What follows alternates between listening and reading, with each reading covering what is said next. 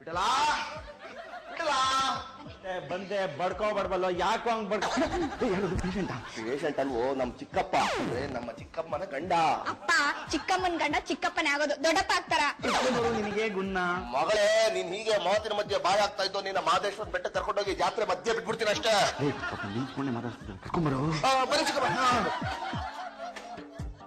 ಈಗ ಇವ್ರನ್ನ ಇಲ್ಲಿ ಕರ್ಕೊಂಡ್ ಬಂದಿರೋ ಉದ್ದೇಶ ಗೊತ್ತಾಗ್ಲಿಲ್ಲ. ನಮ್ಮ ಚಿಕ್ಕಮ್ಮನ ಜೊತೆ ಜಗಳ ಮಾಡ್ಕೊಂಡು ಮನೆ ಬಿಟ್ಟು ನಮ್ಮನೆಗೆ ಬಂದಿದ್ದಾರೆ. ಏನಂಕಲ್, ನಿಮ್ಗೆ ಹೆಂಡತಿ ಜೊತೆ ಜಗಳ ಮಾಡೋಷ್ಟು ಧೈರ್ಯ ಇದೆಯಾ? ನನ್ನ ಹೆಸರು ಭೀಮಸೇನ್ ರಾವ್ ಅಂತ, ಡಬಲ್ ಡಾಕ್ಟರೇಟು. ಇದ್ಯಾಕೋ ನಿಮ್ಗೆ?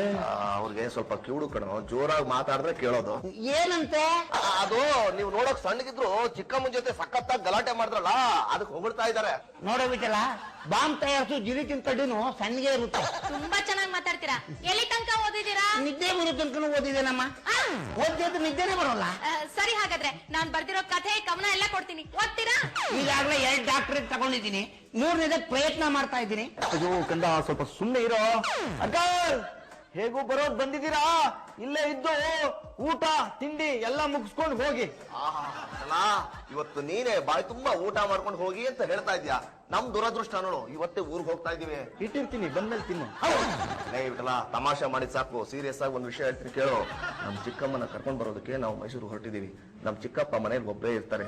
ಅವ್ರಿಗೆ ಅಡಿಗೆ ಮನೆ ಸ್ವಿಚ್ ಯಾವ್ದು, ಬಾತ್ರೂಮ್ ಸ್ವಿಚ್ ಯಾವ್ದು ಗೊತ್ತಾಗಲ್ಲ. ಹಾಗಾಗಿ ಅವ್ರ ಜೊತೆ ಮಲಗೋದಕ್ಕೆ ಯಾರನ್ನಾದ್ರೂ ನೀನು ವ್ಯವಸ್ಥೆ ಮಾಡಿದ್ರೆ ನನಗೆ ತುಂಬಾ ಸಂತೋಷನಪ್ಪ.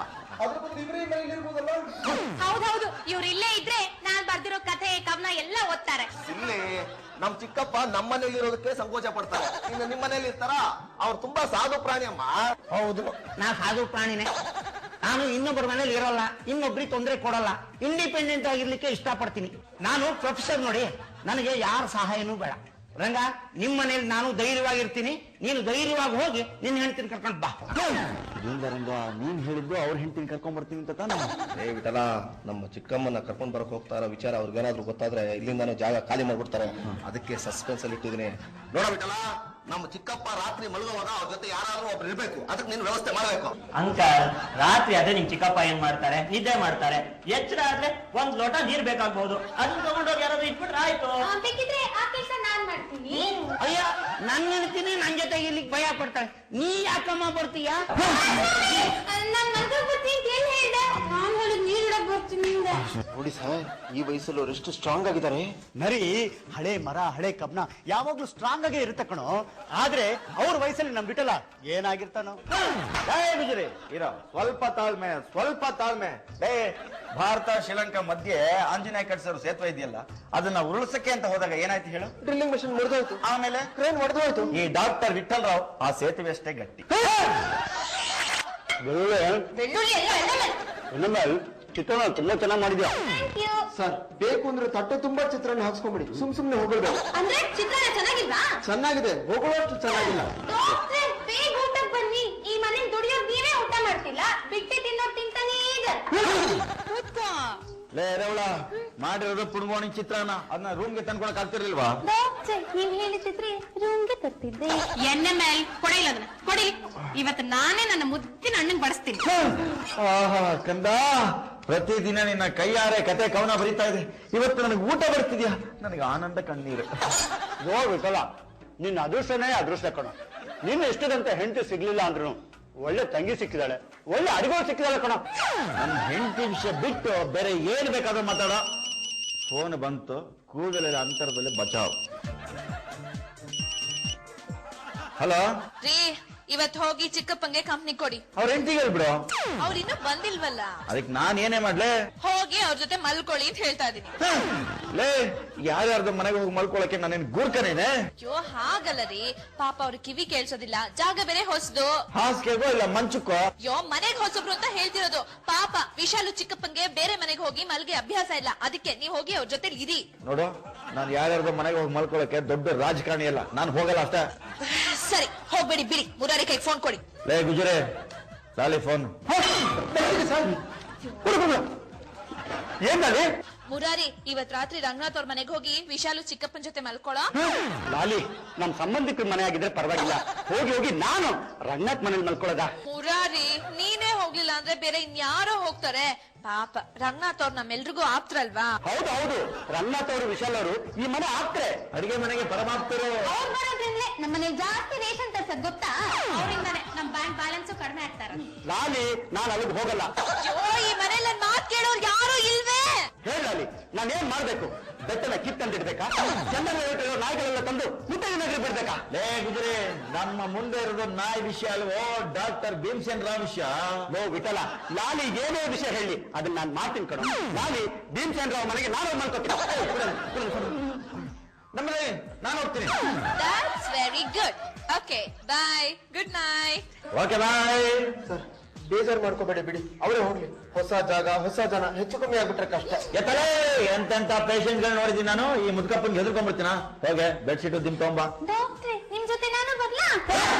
ಚಂದಿರ ತಂದ ಹುಣ್ಣಿಮೆ ರಾತ್ರಿ, ಕಿಟಕಿಯು ತಂದ ತಣ್ಣನೆ ಗಾಳಿ, ಕಾಶಟ್ಟಲ್ಲ ಮಲಗಿರಲು, ಈ ದಿಂಬು ಹಾಸಿಗೆ ನನ್ನ ನೂಕಿತು, ಡಾಕ್ಟರ್ನ ಬೇಗನೆ ಕೂಗೆಂದಿತು. ಅಣ್ಣ ನಿನಗೆ ದಿಂಬು ಬೆಡ್ಶೀಟ್ ತಂದ್ಕೊಡೆ ಅಂತ ಹೇಳಿದ್ರೆ ನೀನ್ ಇದ್ರ ಮೇಲೆ ಹಾಡ್ ಹಾಡ್ಕೊಂಡು ನಿಂತಿದ್ಯಾ? ಡಾಕ್ಟ್ರೆ, ಕೊನೆ ಸಲ ಯೋಚನೆ ಮಾಡಿ, ಇನ್ನು ಭಯ ಆಗ್ಬಾರ್ದು ಅಂದ್ರೆ ನಿಮ್ ಜೊತೆ ನಾನು ಇರ್ಲೇಬೇಕು.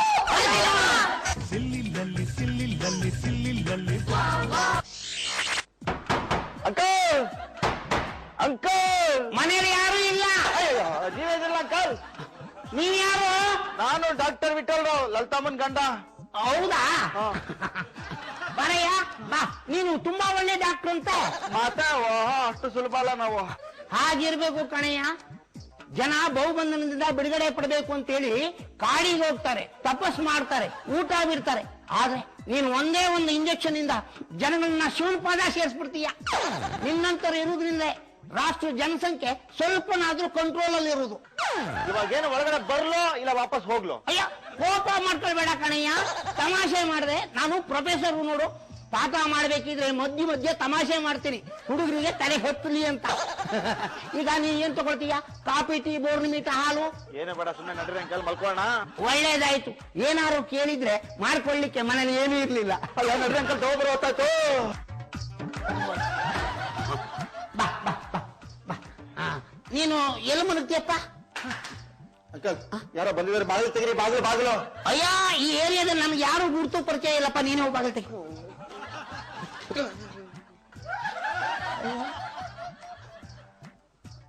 ಯಾರದ? ಡಾಕ್ಟ್ರೆ, ನಾನು.